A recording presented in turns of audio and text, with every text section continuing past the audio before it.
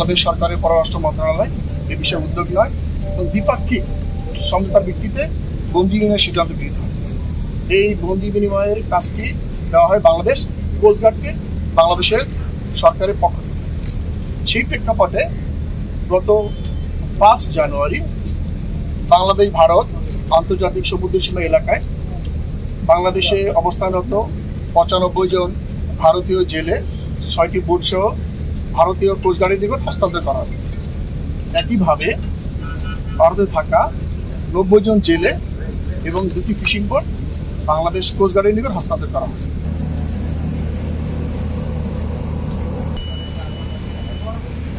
আমরা 112 জন এক বাসার উপরে বসেছিলাম। আমরা এক রাত একদিন ভাসছিলাম। আমাদের বাসার পর আমরা কোথায় গেছি আমরা বলতে পারি না। পরের দিন বিকেলে আমাদেরকে পার্বত্য 5-এ ইন্ডিয়ান বোট আমাকে উদ্ধার করেছে।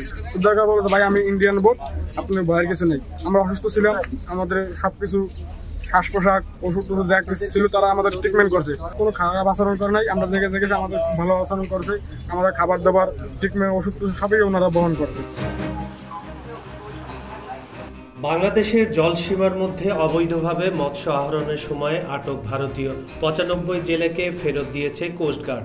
একই সঙ্গে ভারতে আটক ও আশ্রয়ে থাকা 90 জন বাংলাদেশি জেলে নাবিককে ফেরত আনা হয়েছে। আজ সকাল 10টায় চট্টগ্রামের পতেঙ্গায় বাংলাদেশি জেলেদের বোটসহ তাদের স্বজনদের কাছে হস্তান্তর করা হয়।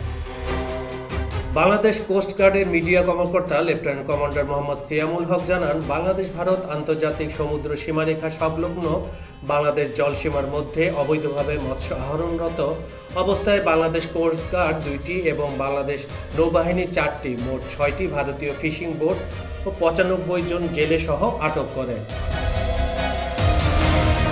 গত 12 সেপ্টেম্বর বৈরী আবহাওয়ায় Bangladeshi fishing boat FB Kaushik ডুবে গেলে 12 জন জেলেকে ভারতীয় কোস্টগার্ড উদ্ধার করে ভারতের হলদিয়া বন্দরে নিয়ে যায়।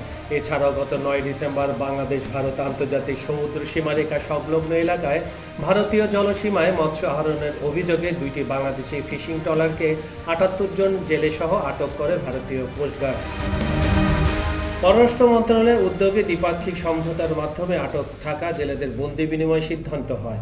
পররাষ্ট্র মন্ত্রণালয়ের নির্দেশনা অনুযায়ী আটক জেলেদের হস্তান্তর ও গ্রহণের কার্যক্রম সম্পূর্ণ করার দায়িত্ব বাংলাদেশ কোস্টগার্ডকে অর্পণ করা হয়।